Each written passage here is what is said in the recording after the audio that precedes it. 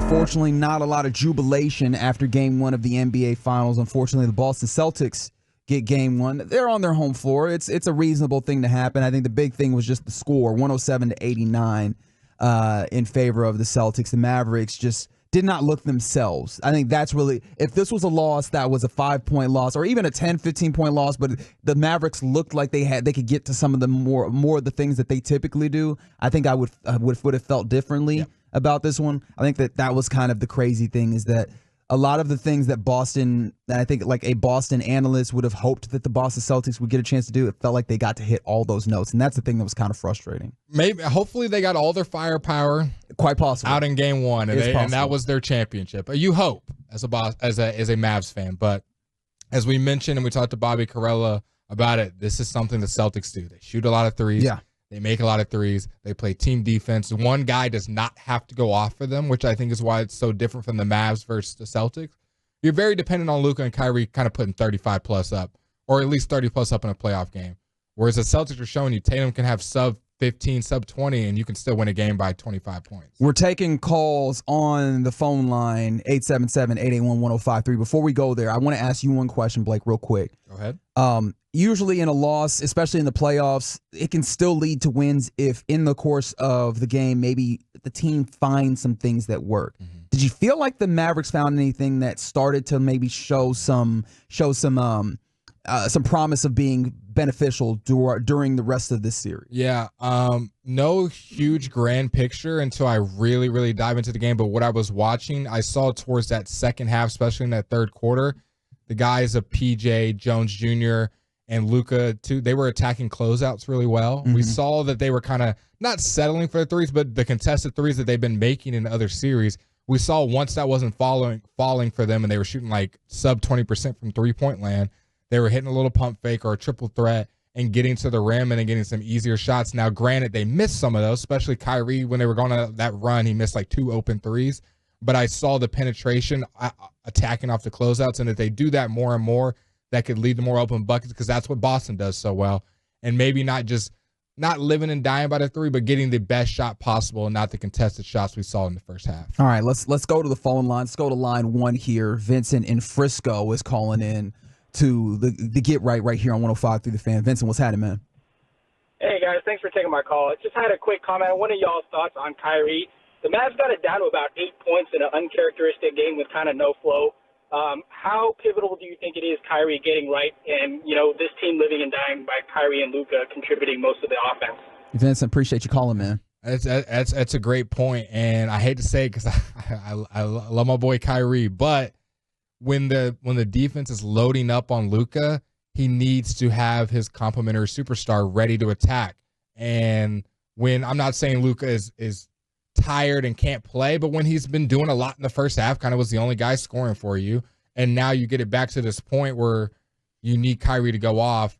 It was weird. He made the tough shots. I'm watching him make 5 or 4 contested shots, but the wide open ones seemed to get in his head, and he was missing them. It was just, I didn't expect it. I kind of expected maybe a little bit of Game 1 jitters in a way, but he definitely didn't look like himself out there. What did you see, Ryan? Yeah, man, it is a make or miss league, and so you can't imagine that Kyrie Irving gets you another 0 for 5 3-point night. And they were almost all wide open. Right, and that's really the thing that's tough. But no, you're absolutely right. The tough part about it is I hear you say loading up on Luka, and in some ways you understand that they're definitely applying pressure. Yeah. But that's the terrifying thing. And I don't want to make it too big, but like the Boston Celtics weren't loading up necessarily. Yeah, they weren't blitzing. They weren't sitting 3 or 4 guys. They were just in the gap. They were ready for Luka. Sure. Like, hey, when you drive, we're gonna show in the gaps and not let you get a straight line. But you alluded to it great. They were just switching. They weren't. Well, we've seen in other series teams double them, and then they give someone else open, and then the Mavs have been making all the right plays to the playoffs. Boston just played them pretty straight up. Yeah, I think so. To get back to Vincent's question, though, the Kyrie portion of this, yeah, no, he needs to be there, especially because the stat that's, and it's weird because I'm talking about Kyrie by talking about Luka, but the stat that's the weirdest, the number that looks the most out of place when I look at the box score is a 1. It's a 1 digit under the assist column for Luka Doncic. That is insane to think that he is not generating offense in the way that he typically does by moving the ball around. And so with that being the case, if the Boston Celtics are going to be somewhat successful, not saying they'll be even this successful, but if they're going to be somewhat successful and making it more difficult for Luka to play make, it makes it more important for your guys that are capable of generating their own shot to do that. Luka Doncic is one of those. He tried to do that at a relatively high level. Even he was not maximum efficient, but you know what? He was out there grinding. Salute to him. Kyrie Irving, he's got to add in. This is what you went and got Kyrie for. Moments like this, you need him to do that. And he only had 3 turnovers on the box score, but the turnovers just felt tough, like dribbling off your foot and things like that really felt like they hurt. And so, yeah, no, you absolutely need him to be in that vibe, especially because having that other ball handler off of Luka, if he's getting his as well, I think that can also help you maybe possibly open up some passing and creak that door open, because the Celtics aren't going to allow you just to walk through it. You're going to need to creak that door open of playmaking, and Kyrie is obviously huge in that way. When other guys, especially Kyrie, aren't knocking down shots, now they're not necessarily doubling Luka, but they're able to show that help and in that gaps, and they're not glued to their guys in the corners, whereas we're having to do with Boston. And it just opens it up. And to kind of cap off, we were talking about the assists. I told you this in the break. Dallas Mavericks as a team had 7 assists. The Boston Celtics had 9 blocks. Yeah, man. I mean, obviously some of that, the shot making wasn't there, and shot making is something that varies from game to game in ways. But I think the tough part about that is if the ball is flying around, you create energy, you move the defense, and you find cracks to attack. And I think that was a thing that the Mavericks had a difficult time with in the course of this game. Let's go back to the phone line, to line 2. It's Brad and Granbury. Brad, what's happening, man? Not much. This is what I see needs to happen. This game would have been close pretty much till the end. Porzingis was the difference. He scored that 20 points in that first and second quarter. And if you watch the rest of the Boston players, they were just kind of standing around watching him because they were stunned. And our bigs can't shoot 7, so they have to go way out there to try to guard him. And we're not being able to get the blocks and the stops underneath the basket because they're so far away from the basket trying to guard him. I think they need to put both our bigs in at the same time, one to stay on Porzingis and one to stay around the basket. Because if not, how are you going to defend that? Brad, appreciate the call. Yeah, that is a challenge that the Boston Celtics pose in playing 5-out basketball. I don't know that you can play Lively and Gafford at the same time, but I do think that there's something interesting in there.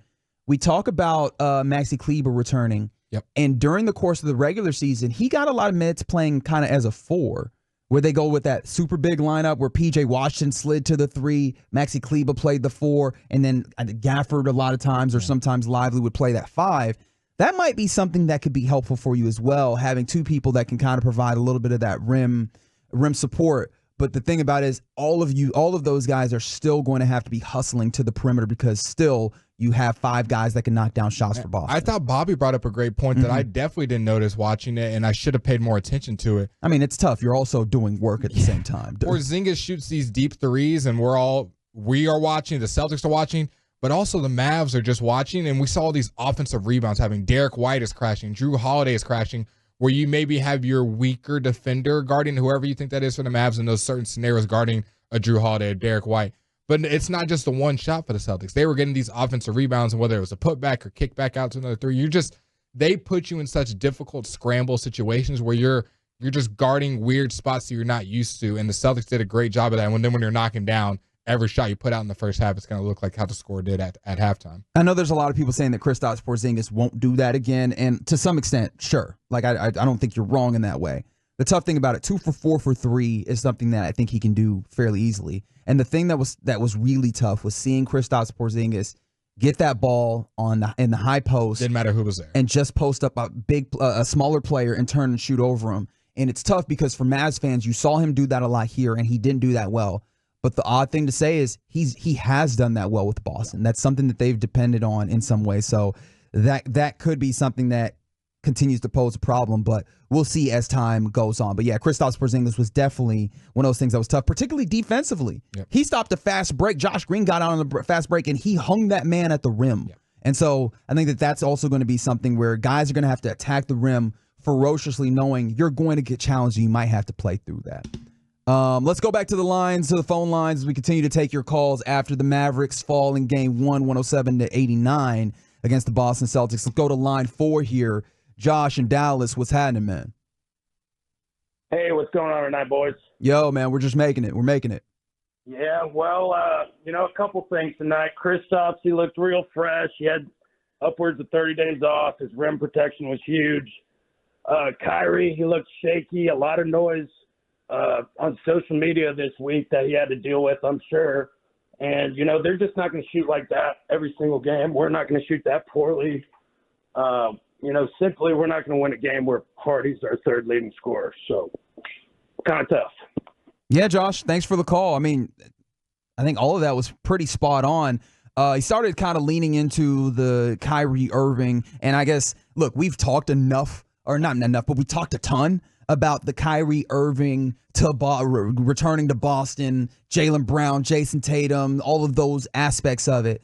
Did you feel like any of that was involved, or what do you think? I mean, of course, now this is just wild speculation, but is there anything that you think might have factored into Kyrie's less than stellar play in this one? Well, I hate to say it this way, but I think Kyrie has matured a lot and is above that in a sense, but he's still human at the same time. Sure. And I think maybe it doesn't consciously get to him and it's some media effort and he's saying things and he's putting on this dribbling expose. But I think maybe subconsciously, maybe that's why he was making all the contested shots and the wide open ones were kind of getting to him. I predicted when I was giving my series prediction, and even when I'm talking to my friends, I said game 1 and 2 I think might be a little shaky for Kyrie. I didn't think it'd be this poor. Right. I was just like, maybe it'll be a little shaky, and then game 5 he really gets his feet under him, he's full grasp of it, and he drops 40. And I still think that will happen later in the series, but I think a mentality, and there's been like Josh said, there's been a lot of talk on social media. Maybe it got to him, maybe it didn't, maybe it's just off shooting night. I don't think this is what the Kyrie will be seeing for the rest of the series. So I feel that pretty confidently. He will not be a 12 points over from the 3-point line. Right. One thing I do want to highlight, though, is Drew Holiday seemed to take the assignment on Kyrie Irving. Yep. That they have some history, and I don't mean like a negative bad blood type thing, but like on court, historically, Drew Holiday has given Kyrie Irving some issues. Now, does that affect him knocking down open shots? I don't know, but I do think that Drew Holiday was able to get into his body. In fact, hell, the entire Boston Celtics team met that aggression that the Mavericks had early. They had that physicality, and that was there, and they got into the body of the Mavericks. So I'm not saying that that's definitively what happened, just trying to throw out some other reasons why maybe Kyrie Irving wasn't the Kyrie Irving that we've come to expect over the course of his time here with the Dallas Mavericks. Again, let's go to line 1. I believe that's Zaid. I hope I said your name correctly, Zaid in Dallas. What's happening, man? Hey, Reg. That is the perfect pronunciation. Thank you very much. Yes, sir. And foremost, I'd like to say, longtime Tolo, love the late night show. You guys are the best. You guys keep me up, driving happy.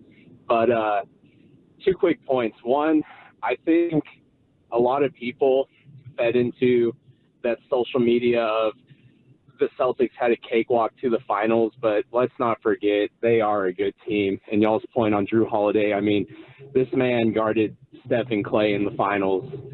I think that was, when he was with the Bucks, right? That could be a different Western Conference team. But, I mean, the Celtics team is fantastic. They're up and down awesome, and they can guard the ball well and they can shoot. But the second point I'd like to make is it did not feel like Dallas got manhandled. The score did not look great, but it was not a depressing loss, and I really think they could bounce back. It was an off night, and appreciate you guys taking my call. That's what I was thinking. Appreciate you, Zaid. Sure. You agree with them that Mavs didn't get manhandled. The tough part about it is I don't like using the word manhandle because, I mean, there's just a very physical connotation with that, which I think there was a level of physicality, but when it comes down to the things that I imagine that the Boston Celtics would be trying to get to, it felt like they hit a lot of those notes repeatedly. And that's the thing that I'm looking for as I'm trying to watch a game is like, what are they trying to do? And are they being able to be successful at that? And that answer felt like yes more often than not. In fact, pretty much all the time for the Celtics. The game was going on. You're sitting right next to me, Reg. Other than maybe hyperbole for for the radio. I was smiling. I wasn't like, oh my gosh, Reggie, the series is over. How are we ever going to come back from this? They're exploiting everything. We're just never going to win a game. I was just like, it's game one woes. The Celtics have been getting doubted a little bit coming up to this, and he made a great point that everyone's been talking about their easy road. They're still a really good team. We probably would have penciled them in here anyways. Maybe it would have been a little tougher to get here. But the Celtics are a good team, and they shot the – when Sam Hauser, who is a great three-point shooter, hit that three when the ball quite literally barely touched his fingertips and just chunked it up at the end of the first quarter, I was like, yeah, this is their game. Like, they're – like, can the Mavs bring it back? Yes, of course. But I'm like, they are just hitting on all notes. It felt like there was one game – against Oklahoma City we had like that. I can't remember exactly what game it was. It was either 3 or I think it was game 3, where I feel like we just couldn't miss. We were getting like alley-oops left and right. We're shooting. We're hitting it off the backboard. And you just have a little bit of magnet balls, Nick Angstadt loves to put it. Yeah, it felt like a little bit of that. It just felt like everything they put up was going in. The Mavs, outside of Luka, couldn't buy a bucket. And sometimes you're going to have games like that. The good thing is the series is not sat in one game. It is a 4. It's the first of 4. And the Mavs historically have been quite not good at game ones. What does this make them, 1-6? Yeah, 1-6 in the Jason Kidd era. Kidd era of the playoffs in game 1. So I guess if you want to make that the full thing, that has not necessarily been fixed. And to Zayd's point, he was talking about guarding the Warriors. I don't think that Drew has played the Warriors since 2018 when he was with the Pelicans, but still, like he does have that reputation in the league as being a strong physical point of attack defender. So yeah, that's definitely a challenge. Let's get one more in. We'll take a break and then we'll final call it up. Still talking about the Mavericks, I imagine. Let's go to Alex. Alex in Terrell. What's happening, Alex? Hey, what's up, guys? Appreciate you taking my call. Yes, sir. Yes, sir. First off, just want to say, it's going to be a little different if we got some, rebounds. They got a lot of offensive rebounds, I think, on us. Yeah. And then maybe some turnovers, limited turnovers. I think one thing we could probably do, and it's kind of crazy to think about this, but maybe Luka on Porzingis, get him out the paint, make him play D. I think if we can win that matchup, it's a crazy matchup, but I think we can win that matchup, it'd be a totally different series, totally different game. What do y'all think? Wow, that is an interesting perspective. I don't think I've heard one person say that he wants Luka guarding Porzingis. That's the biggest thing that comes to me in is you risk foul trouble. That was the first thing that come to my head. Is Porzingis is pretty good at throwing those elbows around. I think that could be interesting. I think one of the things is they love having Luka Doncic just kind of defending more on the wing, kind of almost. Where he has a little bit of opportunity to, roam a little bit, but then also if he's playing at the top of the key, I think he has the capability of doing that. That could be interesting. I'm just trying to think, how does that then switch up what you're doing defensively? He's in the action a lot then because they're running pick and rolls with KP. They're trying to get him involved. That's true. And then now you're asking Luka to navigate screens, which he's not great at. And then that's a level of effort that you're adding onto his plate in addition to what looks like it's going to be a tough offensive series for him. And I'm not saying that he's not capable. Again, I'm trying to be very careful. Huge load. But it seems like there's going to be a lot of responsibility on his shoulders. There always is. But playmaking through this defense, if they're anywhere near what the Boston Celtics did in game 1, is going to be something that's going to be another level of effort for him, which is what you expect in the finals. But yeah, that's an interesting thought process that I don't know that I had, but that could be interesting. I know that Luka has the strength to be able to deal with Porzingis on that high block when he tries to do that. Maybe knows his moves a little bit. Also, is that you could see that as well. So that'd be interesting.